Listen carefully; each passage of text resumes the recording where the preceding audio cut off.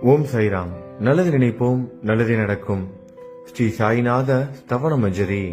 ஸ்ரீ கணேசாய நமக. எல்லாவற்றிற்கும் ஆதாரமானவனே, மயூரேச்சவரா, எல்லாவற்றிற்கும் சாட்சியாக விளங்குபவனே, கௌரியின் புதல்வனே, எண்ணங்களுக்கெல்லாம் அப்பாற்பட்டவனே, பெருத்த வயிறுடையவனே, ஸ்ரீ கணபதியே என்னை காத்தருள்வீர். நீ எல்லா பூதகணங்களுக்கும் முதல்வன், தலைவன். எனவே கணேசன் என அழைக்கப்படுகிறாய். நீ எல்லா சாஸ்திரங்களாலும் ஏற்றுக்கொள்ளப்பட்டவன்.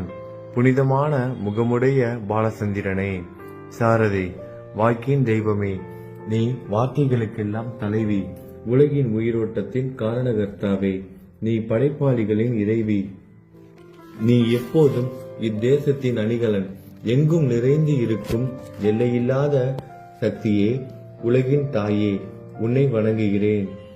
பூரண முழுமையான பரபிரம்மே, மகான்களுக்கு பிரியமானவனே, பண்டரிநாதன் உருவில் வெளிப்பட்ட அவதாரமே, நீ அன்பு கடவுள், எல்லையற்ற கருணையுள்ளம் கொண்டவனே, பாண்டுரங்கா நரகரி. பொம்மலாட்டக்காரன் தன் கையிலுள்ள கயிற்றால் பொம்மைகளை ஆட்டுவிப்பது போல் பிரபஞ்சம் எங்கும் நிறைந்து நின்று உலகை ஆட்டுவிக்கும் ஒரு பொம்மலாட்டக்காரன். உன் மெய்ப்பொருளை உய்த்துணர அறிவியல் ஏடுகளும் புனித நூல்களும் இன்னமும் முயன்று கொண்டுதான் இருக்கின்றன. மெத்த படித்தவர்களுக்கு நீ வெளிப்பட்டதே இல்லை. சக்கரபாணியே, அத்தகைய அறிவற்றவர்கள் வெறும் வார்த்தை ஜாலங்களிலேதான் சிக்குண்டவர்கள். மகான்கள் மட்டுமே உன்னை உணர்வார்கள். மற்றவர்கள் குழப்பமடைந்து உள்ளார்கள். உனக்கு பக்தியோடு கூடிய சாஷ்டாங்க நமஸ்காரத்தை செய்கிறேன். 5 முகங்கள் கொண்ட சந்திரனே, மனித மண்டை ஓடுகளாலான மாலை அணிந்தவனே, நீலகண்டனே, திகம்பர ஓங்கார வடிவானவனே, பசுபதியே, எல்லா நேரங்களிலும் எவருடைய உதடுகள் உன் பெயரை உச்சரிக்கிறதோ அவர்களது உலகியல் துன்பங்கள் உடனடியாக நீங்கிவிடும். ஜடாமுடியை தரித்த சிவனே, உன் நாமத்தின் சக்தி அத்தகையது. உன் பாதங்களை வணங்கி நான் சாயி புகழை கூறும் இந்த துதியை எழுதுகிறேன். இந்த அருட்பணி முழுமையடைய எனக்கு அருள்வாயாக. நீலகண்டா, ஆலகால விஷமுண்ட சிவனே. இப்போது அத்ரி மகரிஷியின் புதல்வரான தத்தாத்திரேயரையும் குலதெய்வமான இந்திரனையும் துக்காராமையும் எல்லா ஞானிகளையும் பக்தர்களையும் பணிகிறேன். சாயிநாதா, உனக்கு வெற்றி கிட்டட்டும். பாவிகளை கடைத்தேற்றும் கருணை உள்ளவரே, உங்கள் பாதங்களில் என் தலையை வைத்து இருத்தி வேண்டுகிறேன். உன் பாதுகாப்பை எனக்கு அருள்வாய். நீ முழுமையான பரபிரம்மம், ஆனந்தத்தின் இருப்பிடம். நீயே விஷ்ணு, மனிதர்களுள் தலை சிறந்தவர். மன்மதனை எரித்த உமையொரு பாகனும் நீயே. நீ மனித வடிவில் தோன்றிய இறைவன், அறிவு என்னும் ஆகாயத்து சூரியன். நீ கருணை கடல், நீ பிறவி பிணிக்கு ஒரு அருமருந்து. நீ ஏழைகளுக்கும் கீழ்த்தட்டு மக்களுக்கும் விரும்பியதை கொடுக்கும் சிந்தாமணிக்கல். நீ உன் பக்தர்களை பரிசுத்தப்படுத்தும் தெய்வம். உலக வாழ்க்கை என்னும் சம்சார கடலில் மூழ்குபவர்களை காப்பாற்றும் ஓடம். நீ அஞ்சுபவர்களின் புகலிடம்.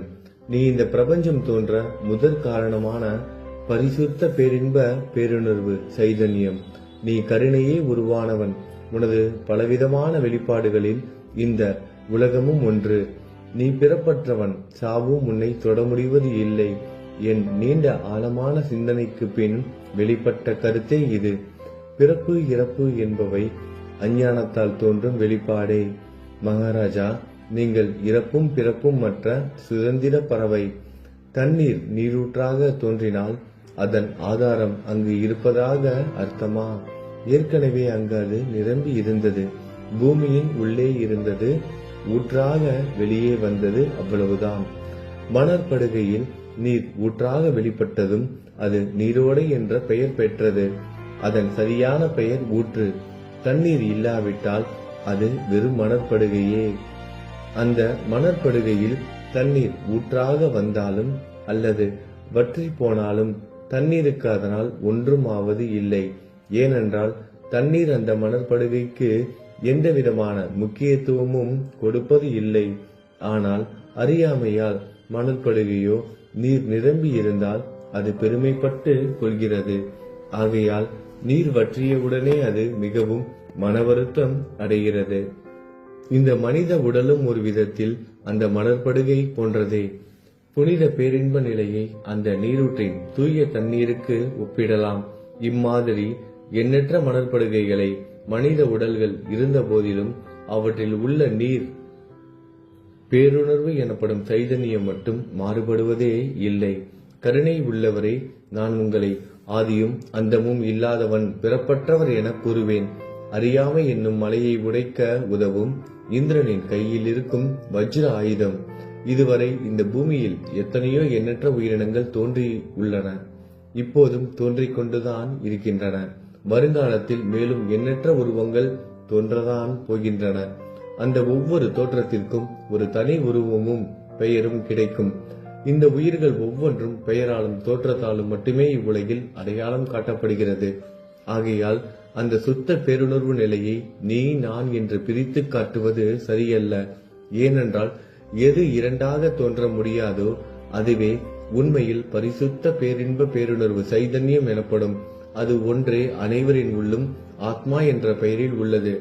மேலும் உண்மையை சொல்வதானால் அந்த ஒரே ஒரு சுத்த பேரின்ப பேருணர்வு நிலைதான் உலகம் முழுவதும் வியாபித்து இருக்கிறது. அப்படி இருக்கையில் நீ நான் என்ற வேற்றுமைகள் எவ்வாறு இருக்க முடியும்? நீருண்ட மேகத்தில் உள்ள நீரின் தன்மை உலகெங்கிலும் ஒன்றே. ஆனால் அது பூமியை அடைந்ததும் வெவ்வேறு தோற்றங்களை நதி, ஏரி, ஊற்று ஏற்கின்றன. கோதாவரி மணற்படுகையில் விழும் நீர் கோதாவரி நதி என்றழைக்கப்படும்.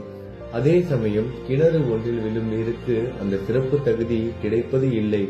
கோதாவரி நதி மிகவும் புனிதமானது. நீங்கள் அதில் உள்ள நீரை போன்றவர். நாங்கள் குளம், குட்டை, சகதியில் உள்ள நீர் போன்றவர்கள். நம் இருவருக்கும் இடையே உள்ள வித்தியாசம் இதுதான். உங்கள் வாழ்வின் குறிக்கோளை அடைவதற்கு நாங்கள் உங்களிடம் வர வேண்டும். கூப்பிய கரங்களுடன் சரணடைய வேண்டும். ஏனென்றால் நீங்கள் ஒருவரை புனிதத்தின் உறைவிடம். புனிதமடைந்த கோதாவரி நதி மணற்பரப்பில் மழைநீர் பாயத் தொடங்கும் பொழுது அந்த நீர் புனித தன்மையை அடையும். அதை வெறும் தண்ணீராக மட்டும் கருதினால் அந்த தண்ணீர் தான் எல்லா இடங்களிலும் இருக்கிறது. கோதாவரி நதி தீரம் முழுவதும் புனிதமாக கருதப்பட்டது. பூமியின் அந்த மணற்பகுதி அதன் புனித தன்மையை நிர்ணயம் செய்கிறது.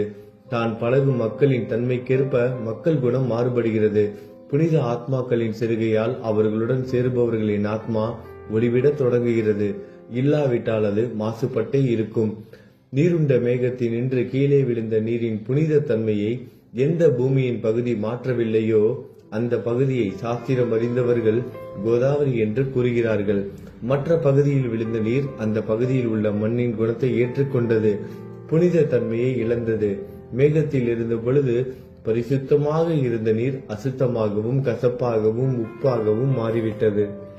6 வித உட்பகைகளை அகற்றி காமம், கோபம், பேராசை, வெறுப்பு, அகங்காரம், பொறாமை புனித உடலெடுத்து வந்த குருதேவா தங்களை புனித மகான் என்று அழைப்பதே சாலப் பொருந்தும்.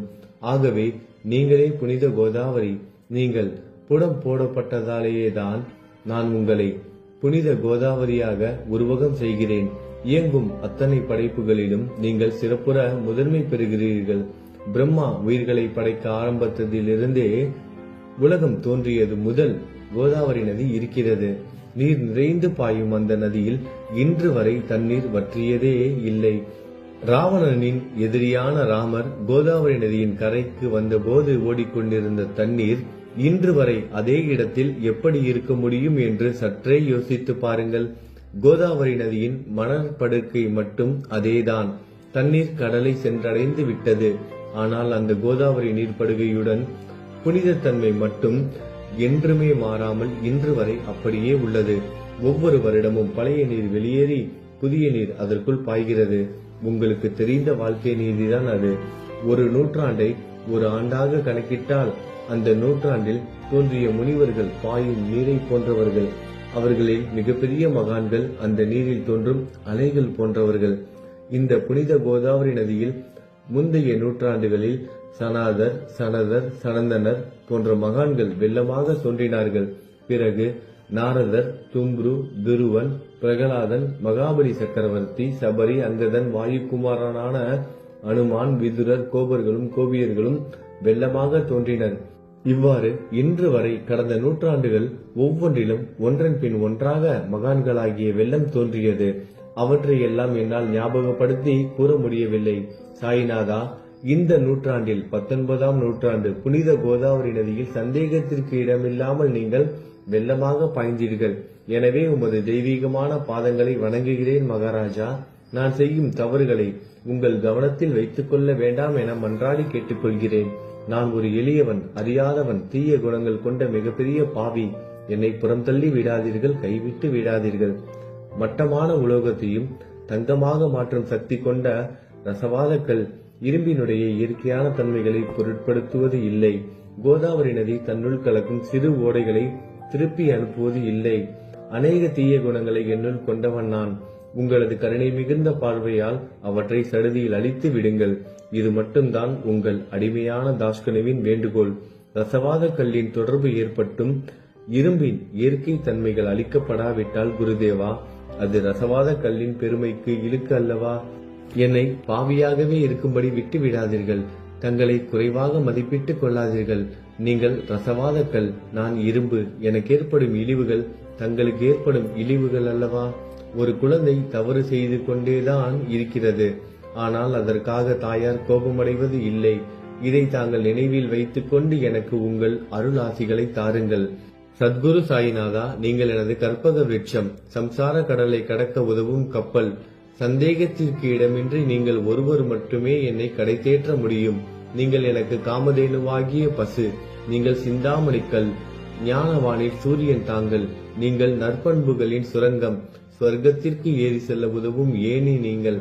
புனித செயல்களின் நிறைகள் நிறைய கொண்டவரை, பரிசுத்தமானவரை, சாந்தி மற்றும் பேரின்பத்தின் மொத்த உருவமே, இரண்டாக இல்லாதவரே, வேறுபாடு இல்லாதவரே, அறிவு கடவுளே, குறைகளற்ற முழுமையான அறிவாக உருவெடுத்தவரே, மனிதர்களில் உன்னதமானவரே, சாந்தி மற்றும் மன்னிப்பதின் உறைவிடமே, பக்தர்களின் அடைக்கலமே, என்னை ஆசீர்வதியுங்கள், என்னை ஆசீர்வதியுங்கள். சத்குரு மச்சீந்திரநாதர். கலியுகம் ஆரம்பித்தவுடன் மகாவிஷ்ணுவால் உலகம் உய்ய அனுப்பப்பட்ட 9 நாதர்களில் ஒருவர் நீயே. சிவன் நெற்றிக்கண்ணை திறந்தவுடன் அந்த அக்னியில் தோன்றிய மகாத்மா ஜாலந்தரும் நீயே. நீங்கள் மகாராஷ்டிராவில் தோன்றி பக்தி மார்க்கத்தை பரப்பிய ஞானிகள் நிவர்த்திநாதர், ஞானேஸ்வரர், கபீர்தாசர், ஷேக் முகமது, ஏகநாதர். நீங்கள் போதவா தத்தகுருவின் குரு நீங்களே. பண்டரிநாதரின் அடியவர் சாவதா மாலி. நீங்கள் உண்மையில் ஆஞ்சநேயரின் மறு அவதாரம் ராமதாசர். நீங்கள் மகாராஷ்டிர ஞானி பாண்டுரங்கன் மீது அபகங்கள் என்னும் கீர்த்தனை நிறைய இயற்றிய துகாராம். சாயிநாதா, நீங்கள் முஸ்லிம் ஞானி ராம பக்தர். நீங்கள் தத்தாத்திரேயரின் மறு அவதாரம் மாணிக் பிரபு. உங்களது இன்றைய அவதாரம் தோற்றம் மற்றும் உங்களுடைய எண்ணற்ற தன்மைகளை புரிந்து கொள்ள உண்மையில் கடினமாக இருக்கிறது. உங்களது ஜாதி குலம் பற்றிய எதையும் நீங்கள் எவருக்கும் வெளிப்படுத்தியது இல்லை. சிலர் உங்களை முஸ்லீம் என்கிறார்கள், சிலர் உங்களை பிராமணர் என்கிறார்கள். கிருஷ்ணரை போன்று எண்ணற்ற தெய்வீக லீலைகளை செய்வதெல்லாம் உங்களுக்கு ஒரு விளையாட்டு. ஸ்ரீ கிருஷ்ண பரமாத்மாவை பார்த்து உயிர்த்துணர்ந்த பல்வேறு மக்கள் பலவிதமான பெயர்களிட்டு அவரை அழைத்தனர். சிலர் அவரை யது குலத்தின் அணிகலன் என்றார்கள். சிலர் அவரை மாடுகள் மேய்க்கும் இடையன் என்றனர். யசோதை அவரை பச்சிலம் குழந்தை என்றாள். கிருஷ்ணனின் மாமனாகிய கம்சன் அவரை மகா காலன், உயிரை குடிக்கும் யமன் என்றான். அர்ஜுனன் அவரை எங்கும் நீக்கமர நிறைந்துள்ளவர் என்றான். அவ்வாறே குருநாதா, ஒவ்வொரு மனிதனின் மனநிலைக்கு ஏற்ப, அவரவர் எண்ணங்களுக்கு ஏற்ப உங்களுக்கு பெயர்களை சூட்டினார்கள். மசூதி நீங்கள் வாழும் இருப்பிடம். உங்கள் காதுகள் குத்தப்படவில்லை. இந்து மத வழக்கப்படி காதுகள் குத்தப்பட வேண்டும். பாத்தியா ஓதுவதை பார்த்து நீங்கள் முஸ்லீம் என்று கூறுவது பொருத்தமானதே. கருணாமூர்த்தியே, அதேபோல் நீங்கள் அக்னியை வழிபடுவதை பார்த்து நீங்கள் ஒரு இந்து என்று முடிவு செய்யப்பட்டது. இந்த வெளிப்புற வித்தியாசங்களை வீண் விவாதம் செய்யும் எண்ணம் கொண்டவர்களே விரும்புவார்கள். உண்மையான ஞானத்தில் ஆர்வம் கொண்டவர்கள் இந்த வெளிப்புற வேறுபாடுகளுக்கு முக்கியத்துவம் தரமாட்டார்கள். நீங்கள் பிரம்மத்தின் நிலையில் இருக்கிறீர்கள். ஜாதி குலம் போன்றவை உங்களுக்கு முக்கியமில்லை. நீங்கள் எல்லோருக்கும் மேலான உயர்ந்த குருவாகவும் இந்த பிரபஞ்சத்தை படைத்தவராகவும் இருக்கிறீர்கள். முஸ்லிம் இந்துக்களுக்கிடையே பகைமை உணர்வு ஏற்பட்டதால் அவர்களுக்கிடையே இணக்கமான உறவையும் ஒற்றுமையையும் ஏற்படுத்துவதற்காகவே நீங்கள் மசூதியில் அமர்ந்து அக்னி வழிபாட்டை நடத்தி உங்கள் லீலைகளை பக்தர்களுக்கு காட்டினீர்கள். நீங்கள் ஜாதி மதங்களுக்கு அப்பாற்பட்டவர். நீங்கள் பிரம்மமே. உண்மையில் அதுவே நீங்கள் உண்மையில் எண்ணங்களுக்கும் அப்பாற்பட்டவர். உங்களை பற்றிய வாத பிரதிவாதங்கள், ஊகங்கள், ஆதாரம் இல்லாத கருத்துக்கள் நடமாடும் இடத்தில் என் வார்த்தைகளுக்கு முக்கியத்துவம் எப்படி கிடைக்கும்? ஆனால் உங்களை பார்க்கும் பொழுது என்னால் மௌனமாக இருக்க முடியவில்லை. வார்த்தைகளால் போற்றுதலே உலக வழக்கில் உள்ள ஒரே வழக்கம். ஆகையினால் உங்கள் அருளாசியுடன் வார்த்தைகளால் எப்படியெல்லாம் போற்ற முடியுமோ அவ்வண்ணமே போற்றி புகழ்கிறேன். கடவுளின் நிலையை விட மகான்களின் நிலை வேறுபட்டு மிக உயர்ந்ததாகவும் இருக்கும். மகான்களின் அருகில் நான், எனது போன்ற எண்ணங்களுக்கு இடமே இல்லை. கடவுளை வெறுத்ததால் இரணியகசிபுவும் ராவணனும் கொல்லப்பட்டனர். மகான்கள் கைகளால் இத்தகைய துர்சம்பவங்கள் ஏற்பட்டதே இல்லை. அரசன் கோபிசந்தன் முனிவர் ஜாலந்தரை சாணக்குவியலுக்குள் புதைத்தான். ஆனால் அந்த நிலையிலும் அரசரின் அந்த செயலுக்காக அந்த முனிவர் வருத்தப்படவே இல்லை. அரசரின் அந்த செயலுக்கு நேர்மாறாக அந்த அரசனை சம்சார சூழலிலிருந்து விடுவித்து அவனை முக்தியடைய செய்தார். மகான்களின் சக்தி இப்படிப்பட்டதே. அவற்றை விவரித்து கூற முடியாது. மகான்கள் சூரியனை போன்றவர்கள். அவர்கள் கருணை ஒளிவிட்டு பிரகாசிக்க கூடியது. மகான்கள் சந்திரனை போல் இதயத்திற்கு ஆறுதல் கொடுப்பவர்கள். சந்திரனின் மேன்மையான ஒளிக்கதிர்கள் போல் அவர்களது அருள் ஒளி வீசும். மகான்கள் இதமளிக்கும் கஸ்தூரி போன்றவர்கள். அவர்கள் அருள் அதன் நறுமணம் போன்றது. மகான்கள் சாறு நிரம்பிய கரும்பு போன்றவர்கள். அவர்களின் அருள் அந்த கரும்பு சாற்றினை போல் இனிப்பானது. நிச்சயமாக மகான்கள் நல்லவர்களிடமும் தீயவர்களிடமும் ஒரே விதமாக நடந்து கொள்கின்றனர். அதற்கும் மேலாக பாவிகளிடம் அவர்கள் காட்டும் அன்பு அளவிட முடியாதது. கோதாவரி நதியில் அழுக்கடைந்த துணிகளை சுத்தம் செய்யப்பட வேண்டி வருகின்றன. சுத்தமான துணிகள் கோதாவரி நதியை நின்று வெகு தூரத்தில் பெட்டியிலேயே தங்கிவிடுகின்றன. பெட்டியில் வைக்கப்பட்டிருந்த அந்த துணியும் ஒரே ஒரு முறை கோதாவரி மணற்படுகைக்கு நன்றாக துவைப்பதற்காக வந்ததுதான். இந்த ஊமையில் பெட்டிதான் வைகுண்டம், நீங்களே கோதாவரி. கோதாவரி நதிக்கரையே நம்பிக்கை. எல்லா உயிரினங்களும் துணிகள். 6 விதமான மன விகாரங்களே அவற்றை பற்றியுள்ள அழுக்கு. அவை காமம், கோபம், கஞ்சித்தனம், மதம், பொறாமை, மோகம் என்பவையே. தங்கள் பாதார விந்தங்களை வணங்குவதை கோதாவரியில் செய்யப்படும் புனித குளியல் எல்லா பாவங்களையும் மன அழுக்குகள் போக்கி சமத்தரே எங்களை சுத்தப்படுத்தும். சம்சார வாழ்க்கையில் உழலும் மக்களாகிய நாங்கள் மேலும் மேலும் பாவம் செய்கிறவர்களாக இருக்கிறோம். எனவே மகான்களின் தரிசனம் பெறுவதற்கு நாங்கள் தகுதியுடையவர்கள் ஆகிறோம். கோதாவரி நதியில் தண்ணீர் நிரம்பி உள்ளது. படித்துறையில் துவைப்பதற்காக துணிகள் வருகின்றன. அவை துவைக்கப்பட்டு சுத்தப்படுத்தப்படாவிட்டால் அது கோதாவரி நதிக்கல்லவா இழுக்கை தேடி தரும்.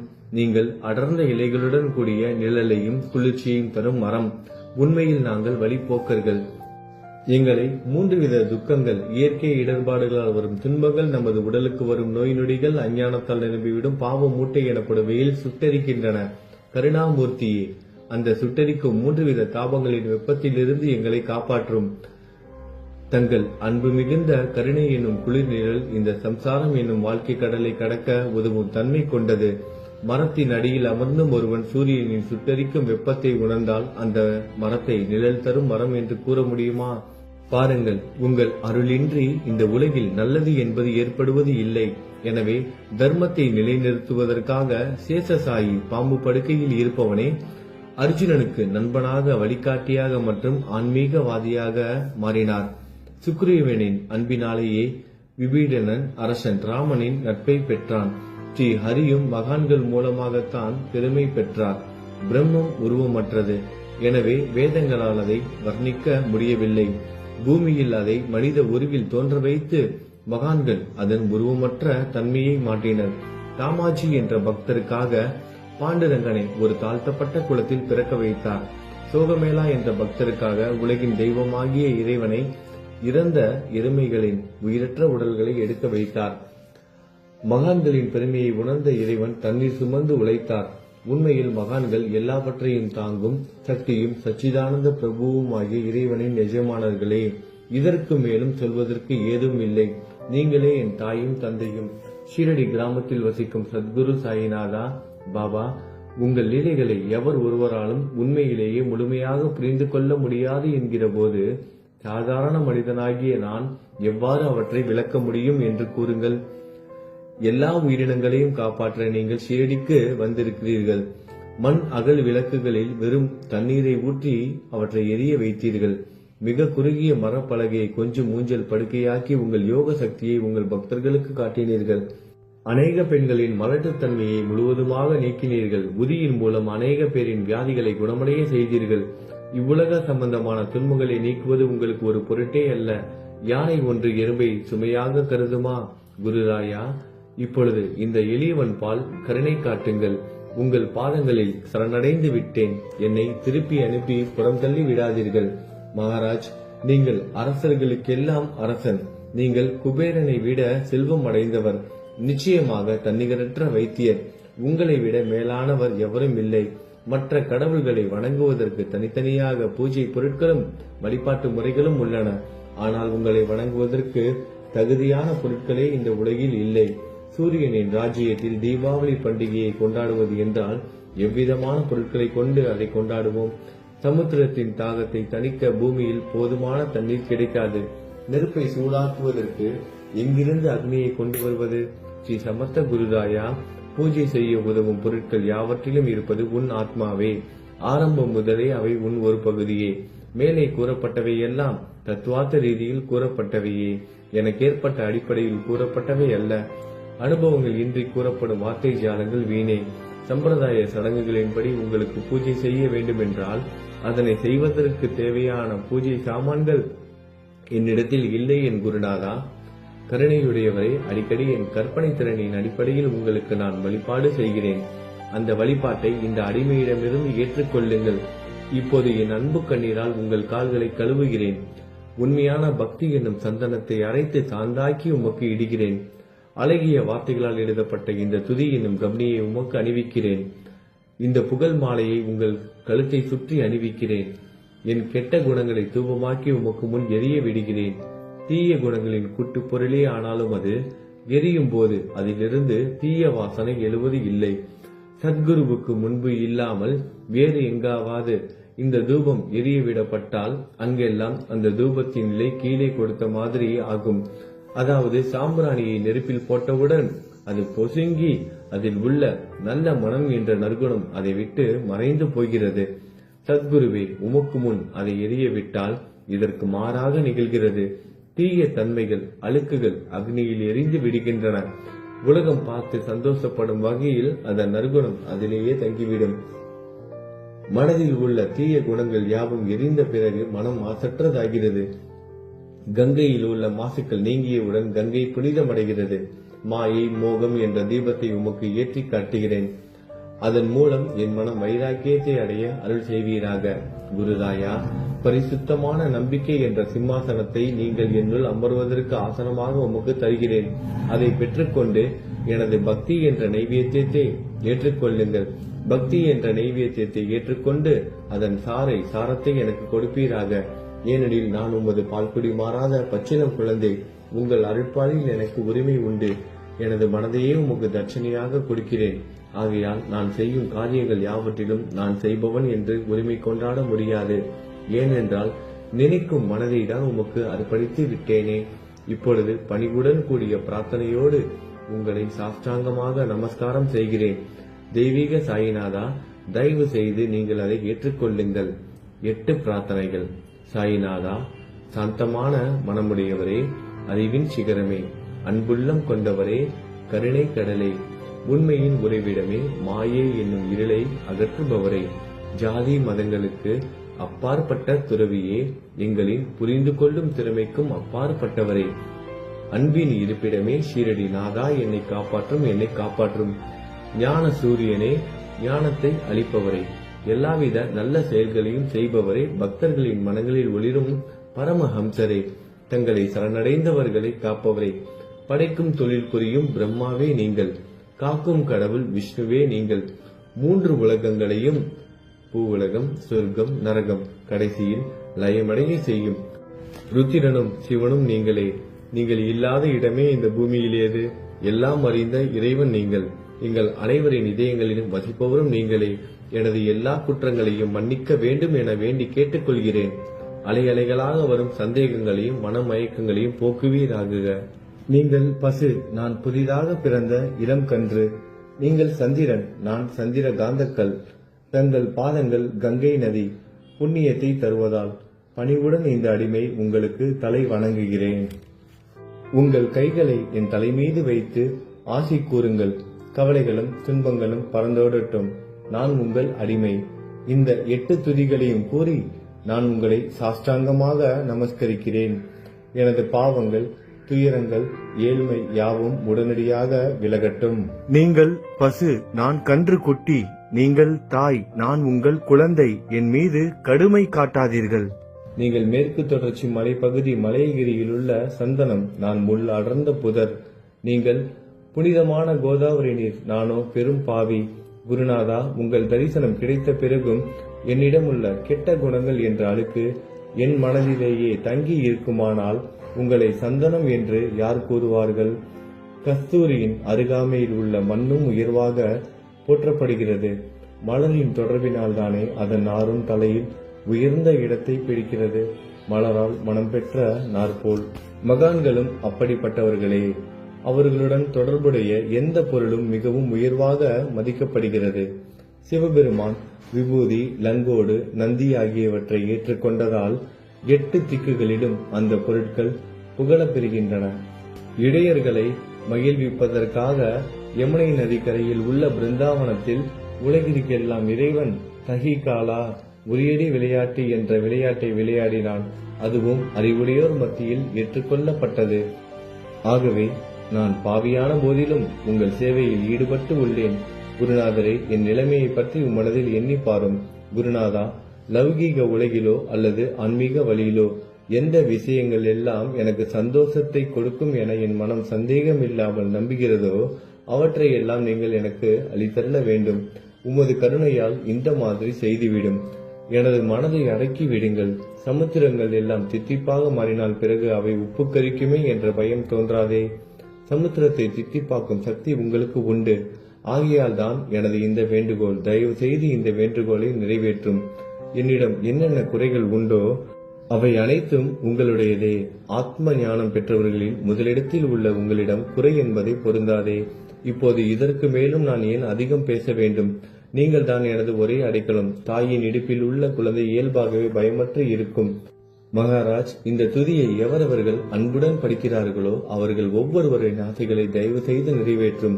இந்த துதியை படிப்பவர்களின் 3 வித தாபங்களையும், இயற்கை இடர்பாடுகளில் வரும் துன்பங்கள், நமது உடலுக்கு வரும் நோய் நொடிகள், அஞ்ஞானத்தால் நிரம்பிவிடும் பாவம் மூட்டை 1 ஆண்டிற்குள் விலகிவிடும் என்பதை இந்த துதிக்கு உங்களது ஆசையாக என்றென்றும் நிரந்தரமாக இருக்கட்டும்.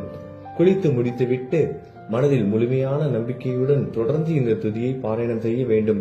அப்படி முடியாவிட்டால் வாரம் வாரம் வியாழன் தோறும் சத்குருவை வணங்கி அவர் உருவை தியானம் செய்து கொண்டு இந்த துதியை பாராயணம் செய்யுங்கள். இதுவும் கூட முடியாவிட்டால் மாதம் மாதம் வரும் 2 ஏகாதசி தினங்களில் இந்த துதியை பாராயணம் செய்யுங்கள். இது ஏற்படுத்தும் விளைவுகளை பார்த்து அதிசயப்படுவீர்கள். குருமூர்த்தியான சாயிநாதர் இந்த துதியை பாராயணம் செய்பவர்களுக்கு இவ்வுலகியல் ஆசைகளை முழுமையாக உடனடியாக நிறைவேற்றுவார். இந்த துதியை திரும்ப திரும்ப பாராயணம் செய்வதால் முட்டாள்கள் கூர்மையான புத்தியை அடைவார்கள். யாராவது வாழ்நாளாவது குறைவானதாக இருப்பின் இந்த துதியை அவர்கள் படிப்பதால் 100 ஆண்டு காலம் வாழ்வார்கள். இந்த துதியை தொடர்ந்து பாராயணம் செய்து வந்தால் செல்வம் குறைவாக இருந்தால், ஏழையாக இருந்தால் செல்வத்தின் அதிபதி குபேரன் அவர்கள் வீட்டிற்கு வந்து தங்கி அவர்களுக்கு ஏவல் புரிவான். இது சத்தியம், இது சத்தியம், இது சத்தியம் என 3 முறை கூறுகிறேன். குழந்தை செல்வம் இல்லாதவர்கள் இந்த துதியை தொடர்ந்து படித்து வந்தால் குழந்தை செல்வம் பெறுவர். இந்த துதியை படிப்பவர்களின் வியாதிகள் எல்லா பக்கங்களிலும் பறந்தோடிவிடும். வியாதியை நின்று குணம் கிடைக்கும். இந்த துதியை திரும்ப திரும்ப படிப்பதால் பயம் மற்றும் கவலை மறைந்து போகும். மதிப்பும் மரியாதையும் கிடைக்கும். அழிவற்ற பிரம்மத்தை உணர்வார்கள்.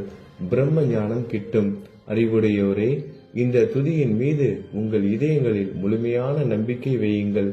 சந்தேகங்கள், நம்பிக்கையின்மை, தவறான எண்ணங்கள் ஆகியவற்றிற்கு கொஞ்சம் கூட மனதில் இடம் கொடுக்காதீர்கள். சீரடிக்கு புனித பயணம் மேற்கொள்ளுங்கள். பாபாவின் தாமரை பாதங்களை மனதில் நிறுத்துங்கள். அவர் அனாதைகளின் உறவினர், பக்தர்களின் விருப்பங்களை நிறைவேற்றும் கற்பகத்தரு. பாபாவால் உணர்வூட்டப்பட்டு இந்த துதியை நான் இயற்றினேன்.